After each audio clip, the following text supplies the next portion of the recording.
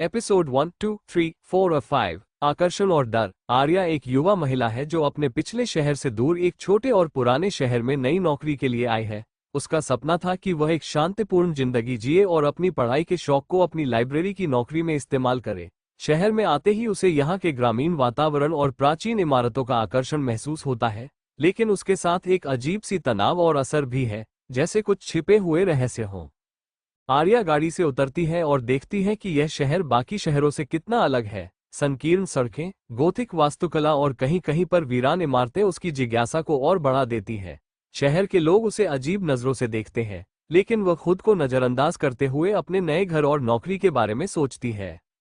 जैसे ही वो अपने अपार्टमेंट के पास पहुंचती है, वो एक पुरानी बुक स्टोर देखती है जो उसके घर के करीब ही है। बुक स्टोर पर फीके अक्षरों में द फॉरबिडन बुक स्टोर लिखा होता है और वो पहली नज़र में ही इस जगह की ओर खींचने लगती है। बुक स्टोर के कांच के उस पार धूल भरी अलमारियों और पुरानी किताबें दिखाई देती हैं, लेकिन उसका दरवाजा बंद होता है और स्टोर के अंदर कोई नहीं होता। आर्या अपने नए मकान मालिक से मिलने जाती है।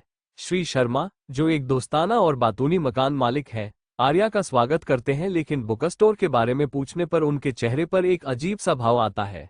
श्री शर्मा आर्या को चेतावनी देते हैं कि उस बुक स्टोर से दूर रहे, क्योंकि उस जगह के साथ कुछ बुरा जुड़ा हुआ है। लेकिन आर्या इस चेतावनी को एक पुरानी कहानी समझकर नजरअंदाज कर देती है और सोचती है कि यह बस वहां के लोगों के विश्वास होंगे। आर्या अपने नए अपार्टमेंट में सेट होने लगती है।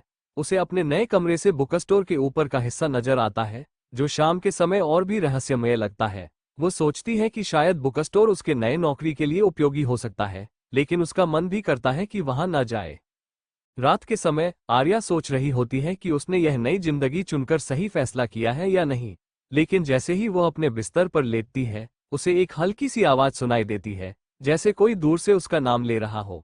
पहले तो वह इस आवाज को अपनी कल्पना मानकर नजरअंदाज कर देती है, लेकिन उसका दिल जोर से धड़कने लगता है। रात को आर्या को नींद नहीं आती और वो बिस्तर से उठकर खिड़की के बाहर देखती है। उसकी नज़र बुक स्टोर के ऊपर जाती है और वह देखती है कि वहां से हल्की सी नियन ग्रीन रोशनी निकल रही है। उसे लगता है कि यह बस स्ट्रीट लाइट्स का असर होगा, लेकिन वह एक अजीब सी असहजता महसूस करती है। वो थोड़ा और करीब से देखती है और उसके सामने से एक छाया गुजर जाती है, लेकिन जैसे ही वो दोबारा देखती है, सब कुछ सामान्य लगता है। जैसे ही आर्या अपने खिड़की से दूर हटती है और सोचती है कि शायद यह उसकी आंखों का धोखा था, तभी एक हल्की सी आवाज उसके कान में गुनगुनाती है, तुम्हारा स्वागत है आर्या। वो पलटकर देखती है, लेकिन कमरे में उसके अलावा कोई नहीं होता।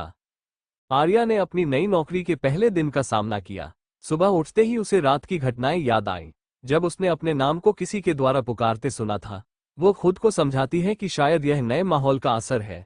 अपने काम के दौरान लाइब्रेरी में उसके सामने बहुत सारी पुरानी किताबें आती हैं, लेकिन उसकी नज़रें लगातार एक विशेष किताब पर टिक जाती हैं, जिसमें रहस्यमय घटनाओं का जिक्र होता है। दिन भर की कामकाजी भागदौड़ के बाद शाम को जब आर्या घर लौटने लगी, तो उसकी नज़र फिर से उसी पुरानी बुक स्टोर पर पड़ी। उसकी उत्सुकता बढ़ती गई और वह रुककर उसे ध्यान से देखने लगी। बुक स्टोर के दरवाजे पर एक नोटिस चिपका हुआ था, जिसमें लिखा था, अंदर आने से पहले सोचें। यह वाक्य आर्या को और भी आकर्षित करता है। काफी देर तक बाहर खड़े रहने के बाद आर्या ने अंततः बुक स्टोर के दरवाजे को खोलने का निर्णय लिया। दरवाजा भारी था, लेकिन उसने थोड़ी ताकत लगाई और उसे खोलने में सफल हो गई। अंदर जाते ही उसे एक अजीब सी गंध महसूस होती है, धूल और नमी की। बुक स्टोर में हल्की रोशनी थी, जो खिड़कियों से आ रही थी, और चारों ओर सन्नाटा छाया हुआ था। उसने देखा कि अलमारियों में अनगिनत पुरानी किताबें रखी थीं। उसकी नज़र एक किताब पर टिक गई, जिसका नाम the book of lost souls था। ये किताब उसे आकर्षित कर रही थी, जैसे उसके अंदर कोई गहरा राज छिपा हो।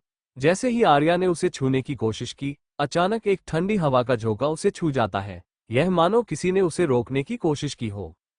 आर्या घबरा जाती है और पीछे हट जाती है, लेकिन उसकी नज़रें उस किताब से हट नहीं रहीं। तभी दरवाजे के पास हल्की सी आवाज आती है, जैसे कोई बाहर खड़ा होकर उसे देख रहा हो। वो तेजी से पलटती है, लेकिन दरवाजे पर कोई नहीं होता। उसके अंदर डर और जिज्ञासा की लहरें एक साथ उठती हैं। वो किताब को छोड़कर बाहर जाने का निर्णय लेती है। जैसे ही वो बाहर निकलती है और दरवाजा बंद करती है, उसे ऐसा महसूस होता है कि किसी ने धीमी आवाज में कहा, तुम्हें फिर से आना होगा। आर्या अपने घर की ओर तेजी से बढ़ती है। उसके मन में अनगिनत सवाल और एक अजीब सी बेचैनी होती है। जब वो अपने घर में दाखिल होती है, तो अचानक उसे अपने हाथ पर एक अजीब सा निशान महसूस होता है। वो देखती है कि वहां हल्की जलन हो रही है और उस जगह पर the book of lost souls के कवर का अक्स बना हुआ है। आर्या डर और जिज्ञासा के बीच झूलती है, ये सोचते हुए कि क्या ये सब एक सच्चाई है या फिर केवल उसकी कल्पना। आर्या की धड़कनें तेज हो जाती है। वो समझ नहीं पा रही थी कि यह सब क्या हो रहा है। क्या ये बुक स्टोर सच में श्रापित है? क्या उसने किसी ऐसी चीज को छू लिया है जिसे नहीं छूना चाहिए था? उसके हाथ पर बना निशान उसे बेचैन कर रहा था और वो उसे बार बार रगड़ने की कोशिश करती है, लेकिन वो निशान जस का तस बना रहता है। उसकी रात बेचैनी में कटती है। जब भी वो सोने की कोशिश करती है, उसे बुक स्टोर की धुंधली छवि और उस किताब का नाम the book of lost souls उसके दिमाग में गूंजता रहता है। ऐसा लगता है जैसे किसी ने उसके मस्तिष्क में उस किताब की यादों को उकेर दिया हो। सुबह होते ही वो थकी हुई और तनावग्रस्त महसूस करती है, लेकिन ये तय करती है कि आज लाइब्रेरी में पहुंचकर उस किताब के बारे में कुछ जानकारी ढूंढेगी। उसे ये जानना होगा कि क्या वास्तव में वो किताब सामान्य है या उसमें कुछ रहस्यमयी ताकत छुपी है। एपिसोड 2 रहस्यमय निशान। आर्या के लिए रात बेचैनी भरी थी। जैसे ही सुबह हुई, उसने फैसला किया कि वो लाइब्रेरी में उस अजीब किताब और बुक स्टोर के बारे में जानकारी खोजेगी। उसे इस रहस्यमय किताब और हाथ पर उभर आए निशान के पीछे की सच्चाई जाननी थी। लाइब्रेरी में काम करते हुए भी उसका ध्यान बार बार हाथ के निशान पर जाता। वो निशान अब गहरा और स्पष्ट हो गया था और उससे हल्की जलन हो रही थी। आर्या किताबों को अलमारियों के बीच खोजने लगी। पुरानी और रहस्यमय किताबों के सेक्शन में पहुंच गई, जहां अतीत से जुड़े कई रहस्यों और कहानियों का भंडार था। कुछ देर खोजने के बाद उसकी नज़र एक किताब पर पड़ी जिसका शीर्षक था अप्राकृतिक और निषिद्ध किताबें। ये किताब प्राचीन रहस्यों और ऐसे शापित ग्रंथों पर लिखी गई थी जो मान्यता के अनुसार लोगों की जिंदगी पर भयानक असर डाल सकते थे। आर्या ने बिना वक्त गंवाए उसे खोल लिया और पन्ने पलटने लगी। कुछ ही देर में उसने एक अध्याय पाया जिसका शीर्षक था the book of lost souls. उस अध्याय में लिखा था कि यह किताब न केवल रहस्यमय है, बल्कि जिसने भी इसे छुआ उसके जीवन में अजीब और भयानक घटनाएं घटने लगी। माना जाता था कि यह किताब अपनी ओर लोगों को खींचती है और धीरे धीरे उनकी आत्मा को अपने अंदर समेट लेती है। आर्या का दिल तेजी से धड़कने लगा। वह सोचने लगी, क्या उसने सच में ऐसी किसी शक्ति को छू लिया है? उसने अपने हाथ पर बने निशान को देखा और एक अजीब सा डर उसके अंदर समा गया। इसी बीच उसे अपने पीछे हल्की सरसराहट सुनाई दी, जैसे कोई उसकी हरकतों को देख रहा हो। वह मुड़ी, लेकिन वहां कोई नहीं था। आर्या का मन भय और उलझन में था। उसे महसूस हुआ कि इस किताब और उस बुक स्टोर से जुड़े रहस्य को जानना ही उसकी बेचैनी का हल है। लेकिन जितना वो सच के करीब पहुंच रही थी, उतना ही खतरनाक ये सफर होता जा रहा था। आर्या उस रात पूरी तरह असमंजस और भय से घिरी हुई थी। The book of lost souls के बारे में जो उसने लाइब्रेरी में पढ़ा था, वो उसके दिमाग में गूंज रहा था। क्या ये संभव है कि एक किताब किसी की आत्मा को अपनी ओर खींच सकती है? क्या उसने सच में एक शापित चीज को छू लिया था? वो अपने कमरे में बिस्तर पर बैठी सोच रही थी कि उसे अब क्या करना चाहिए, लेकिन उसके मन के भीतर एक और भावना भी थी, जिज्ञासा। उसने महसूस किया कि उस किताब में कुछ तो ऐसा था जो उसे अपनी ओर खींच रहा था। जैसे जैसे रात गहराती गई, वो खुद को और भी उलझा हुआ महसूस करने लगी। उसे समझ नहीं आ रहा था कि क्या वो इस खतरनाक सफर को जारी रखे या पीछे हट जाए। तभी उसे एक धुंधली सी आवाज सुनाई दी। ऐसा लगा जैसे कोई उसके कमरे के बाहर धीमी आवाज में उसका नाम पुकार रहा हो। आर्या के शरीर में ठंडी लहर दौड़ गई। क्या यह उसकी कल्पना थी या फिर सच में कोई था? आवाज धीरे धीरे तेज हो रही थी और उसे लग रहा था जैसे दरवाजे के उस पार कोई उसका इंतजार कर रहा है। डर और जिज्ञासा के बीच फंसी आर्या ने साहस जुटाकर दरवाजे की ओर कदम बढ़ाए। जैसे ही उसने दरवाजा खोला, सामने खाली अंधेरा था, परंतु नीचे जमीन पर एक कागज का छोटा टुकड़ा पड़ा था। उसने उसे उठाया और देखा, ये बुक स्टोर का पते का कागज था, जिस पर लाल रंग से लिखा हुआ था, तुम वापस आओगी। आर्या के हाथ कांपने लगे। ये सब अब उसके नियंत्रण से बाहर होता जा रहा था। वो कागज को हाथ में लिए कमरे के भीतर लौट आई और बिस्तर पर बैठ गई। उसे समझ नहीं आ रहा था कि क्या उसे वापस उस बुक स्टोर जाना चाहिए या खुद को इस रहस्य से दूर रखना चाहिए। पर अब उसके पास कोई विकल्प नहीं था, क्योंकि वह समझ चुकी थी कि यह सफर खत्म करने का फैसला अब केवल उसी का नहीं रहा। आर्या ने वो कागज अपनी मेज पर रखा और घबराहट से कमरे के चारों ओर देखने लगी। उसे ऐसा महसूस हो रहा था जैसे कमरे के हर कोने में कोई अदृश्य ताकत छिपी हुई है, उसे देख रही है, उसकी हर हरकत पर नजर रख रही है। एक अजीब सी बेचैनी और डर उसकी रगों में फैल रहा था। उसे लगने लगा था कि इस रहस्य ने उसे अपनी गिरफ्त में ले लिया है। उस रात आर्या सोने की कोशिश कर रही थी, लेकिन नींद उसकी आंखों से कोसों दूर थी। वो बार बार करवटें बदलती रही, उस बुक स्टोर, उस किताब और अपने हाथ पर बने निशान के बारे में सोचती रही। फिर अचानक उसके दिमाग में एक विचार आया, क्या होगा अगर वो उस किताब को दोबारा देखे? शायद उसके सवालों के जवाब वहीं मिल जाएं। अगली सुबह आर्या ने ये ठान लिया कि वो फिर से उस बुक स्टोर जाएगी और उस किताब को देखेगी। इस बार वो पूरी तैयारी के साथ जाएगी और पता करेगी कि आखिर यह किताब क्यों इतनी रहस्यमयी है। काम खत्म होते ही वो बुक स्टोर की ओर चल पड़ी। उसका दिल तेजी से धड़क रहा था और हर कदम के साथ उसका डर और बढ़ता जा रहा था, लेकिन जिज्ञासा उससे कहीं ज्यादा ताकतवर थी। बुक स्टोर का दरवाजा फिर से उसके सामने था।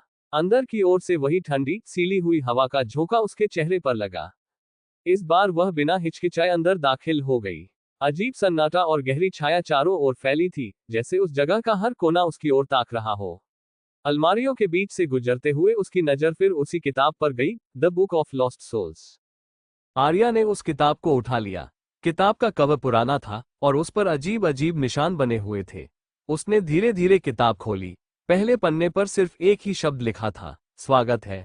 उसके मन में डर की लहर दौड़ गई, लेकिन उसने किताब को आगे पढ़ने का फैसला किया।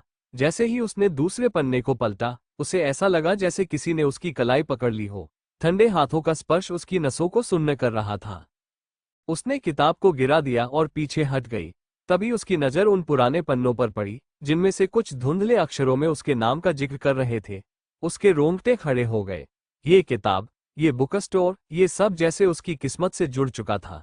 उसकी सांसें तेज हो गईं और वह सोचने लगी कि क्या उसने किसी अनजान और खतरनाक सफर की शुरुआत कर दी है।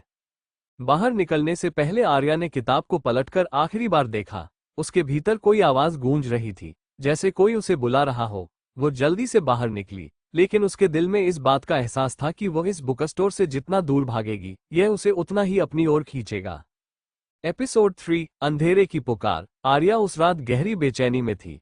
बुक स्टोर में उस किताब के साथ बिताए लम्हों ने उसके मन में डर और जिज्ञासा दोनों भर दिए थे।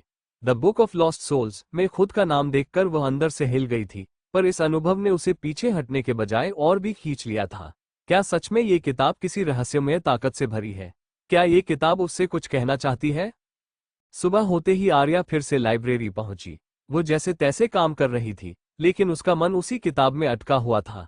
हर बीतते पल के साथ वह और बेचैन हो रही थी, जैसे कोई अनजानी शक्ति उसे बार बार बुक स्टोर लौटने के लिए मजबूर कर रही हो। वो खुद से लड़ रही थी, पर धीरे धीरे उसे एहसास हो रहा था कि यह लड़ाई अब उसके बस से बाहर होती जा रही है।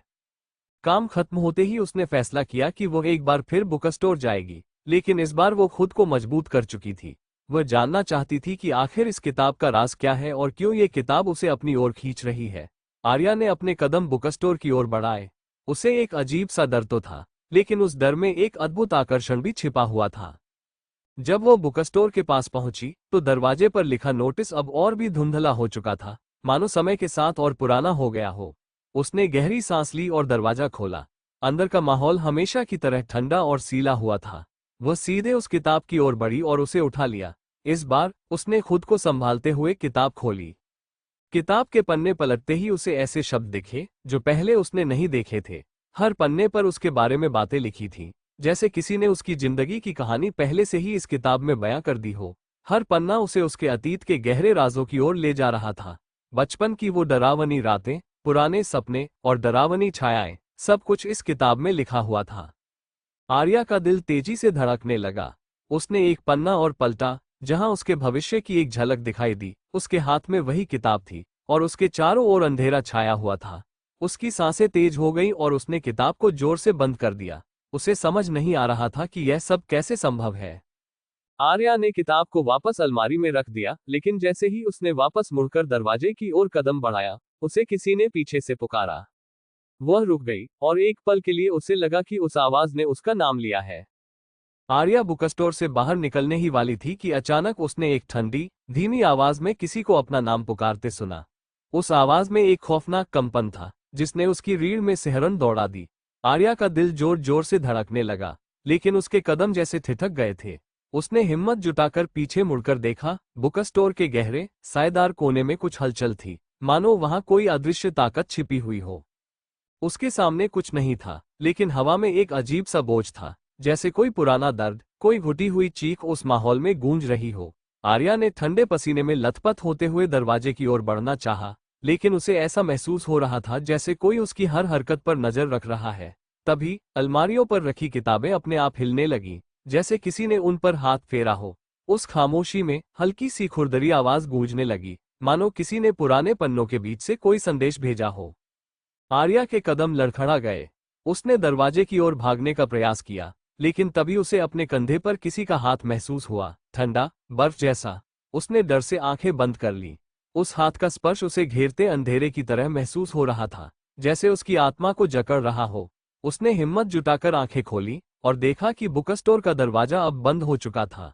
हर कोना अंधेरे में डूब चुका था और सिर्फ एक हल्की लाल रोशनी, the book of lost souls, पर चमक रही थी। आर्या का शरीर ठंडा पड़ गया और वो दरवाजे की ओर दौड़ पड़ी। उसने दरवाजे को जोर से धक्का दिया, लेकिन दरवाजा खुलने का नाम ही नहीं ले रहा था। तभी उसके कानों में एक फुसफुसाहट सुनाई दी, अब तुम यहां से नहीं जा सकती हो। आर्या का दिल बेतहाशा धड़क रहा था और उसके कानों में लगातार धीमी, डरावनी फुसफुसाहट गूंज रही थी, जो चारों ओर से आती प्रतीत हो रही थी। वो दरवाजे को धक्का देते हुए चिल्लाई, परंतु उसकी आवाज बुक स्टोर की दीवारों से टकराकर खो गई, जैसे किसी ने उसकी आवाज को निगल लिया हो। उसके पीछे से एक खुरदरी, सरसराहट की आवाज आने लगी, जैसे सूखे पत्तों को कोई घसीट रहा हो। उसके कदम अनजाने भय में जम गए थे। फिर अचानक उसे किसी के पैरों के घसीटने की आवाज सुनाई दी, मानो कोई पुराना, बेजान शरीर उसकी ओर बढ़ रहा हो। उस डरावनी आवाज के साथ एक धीमा, ठंडा संगीत बजने लगा, जैसे किसी पुराने रेडियो की टूटी फूटी धुन। आर्या ने घबराकर पलटकर देखा और उसकी सांसें थम गईं। सामने किताबों के बीच से एक धुंधली परछाई निकल रही थी। उसकी आंखें शायद खाली और बेहद ठंडी थीं, जो सीधे आर्या की ओर देख रही थीं। आर्या पीछे हटने लगी, लेकिन उसकी पीठ अलमारी से टकरा गई। परछाई धीरे धीरे उसके करीब आ रही थी और उसके साथ ही हवा में सरसराहट बढ़ती जा रही थी। जैसे जैसे वह नजदीक आ रही थी, उसकी फुसफुसाहट साफ सुनाई देने लगी, तुमने मुझे ढूंढा है, अब तुम मुझसे भाग नहीं सकती। आर्या का शरीर बर्फ जैसा ठंडा हो गया था। वो कुछ भी करने में असमर्थ थी, जैसे कोई अदृश्य जाल उसे जकड़ रहा हो। उसके कानों में गूंजती आवाज और हवा में तैरती उस परछाई की छवि उसके डर को और भी भयानक बना रही थी। धीरे धीरे उसकी दृष्टि धुंधली होने लगी और उसे ऐसा महसूस हुआ जैसे वो अपने चारों ओर से उस अंधेरे में समा रही हो। आर्या के कानों में अब केवल एक भयानक गूंज रह गई थी, तुम मेरी हो। एपिसोड 4, अंधेरे का आईना। आर्या की आंखें धीरे धीरे खुली। उसने खुद को बुक स्टोर के ठंडे फर्श पर पाया। उसकी सांसें तेज चल रही थीं और उसके दिल की धड़कनें तेज हो रही थीं। उसने समझने की कोशिश की कि यह सब सपना था या हकीकत, लेकिन उसके चारों ओर फैले सन्नाटे और ठंडक ने उसे यकीन दिला दिया कि वो अब भी उसी अजीब और भयानक जगह पर थी। उसे महसूस हुआ कि बुक स्टोर का माहौल पहले से भी अधिक डरावना और भारी हो चुका था, मानो हवा में छिपी अदृश्य आंखें उसकी हर हरकत को देख रही हो। उसने खुद को संभालते हुए उठने की कोशिश की, लेकिन उसके पैरों में कंपकपी हो रही थी। धीरे धीरे उसने चारों ओर देखा। हर अलमारी पर किताबें वैसी ही थीं, पर उनमें से कई किताबें अपनी जगह से थोड़ी सी खिसकी हुई लग रही थीं, जैसे किसी ने हाल ही में उन्हें छुआ हो। अचानक उसकी नज़र उसी किताब पर पड़ी, the book of lost souls. किताब की वही लाल चमकती रोशनी अब और भी भयानक लग रही थी। आर्या का मन हुआ कि वह तुरंत वहां से भाग जाए, लेकिन एक अनजानी ताकत ने उसे वहीं रुकने पर मजबूर कर दिया। उसे महसूस हो रहा था कि यह किताब उसे अपनी ओर खींच रही थी, जैसे उसमें कोई रहस्यमयी शक्ति छिपी हो जो उससे कुछ कहना चाहती हो। हिम्मत जुटाकर आर्या ने किताब को फिर से उठाया।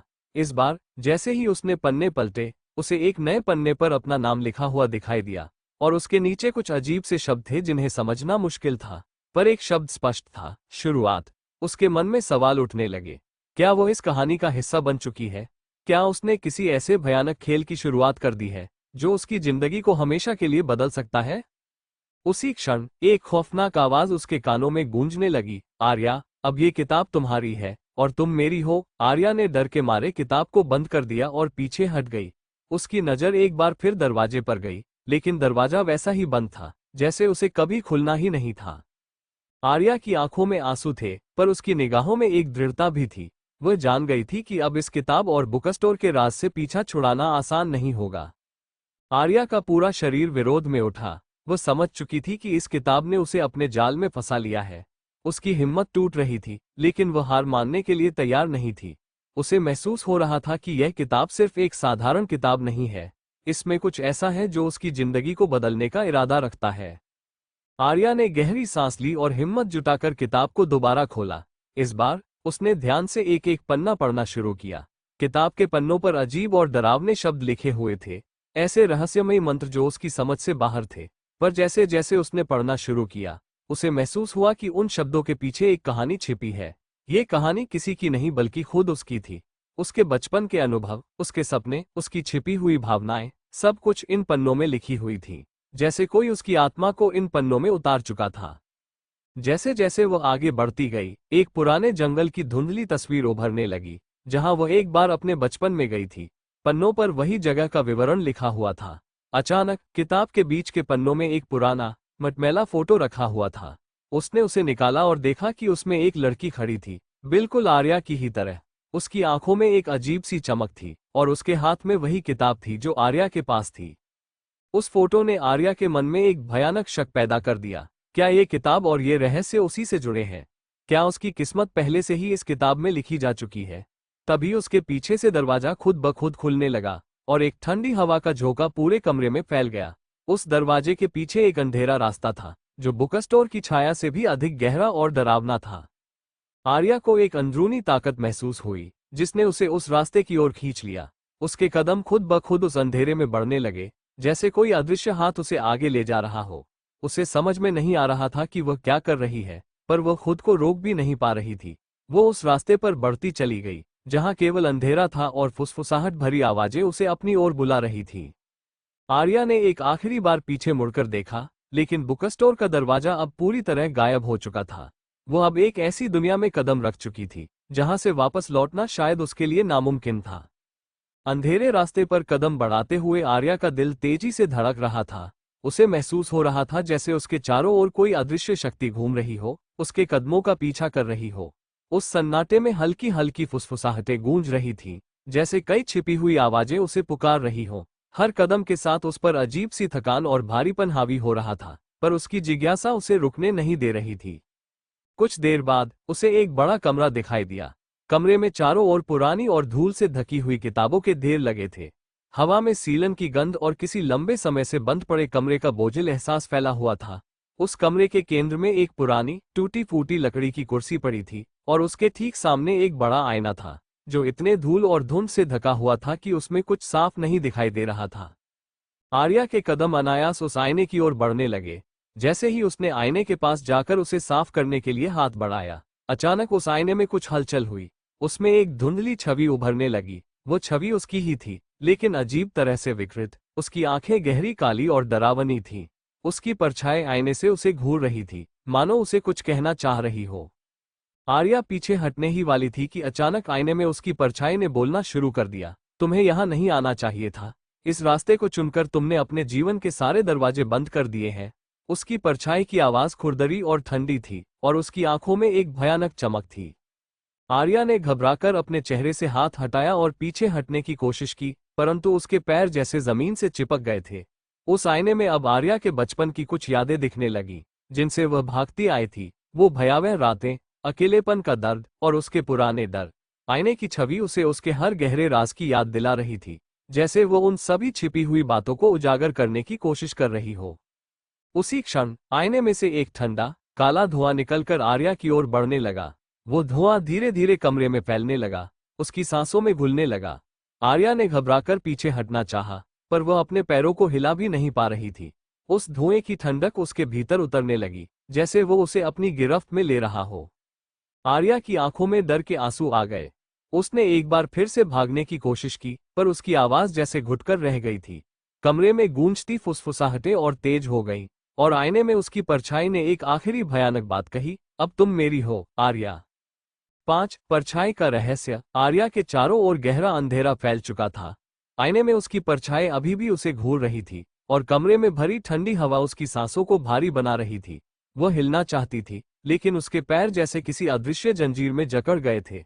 उस कमरे की सीलन भरी हवा और अजीब गंध उसके मन को और बेचैन कर रही थी। तभी अचानक कमरे का दरवाजा खुद ब खुद बंद हो गया, और एक झटके से चारों ओर का अंधेरा और भी गहरा हो गया। आर्या ने अपने चारों ओर देखा, लेकिन अब उसे कुछ भी नहीं दिखाई दे रहा था।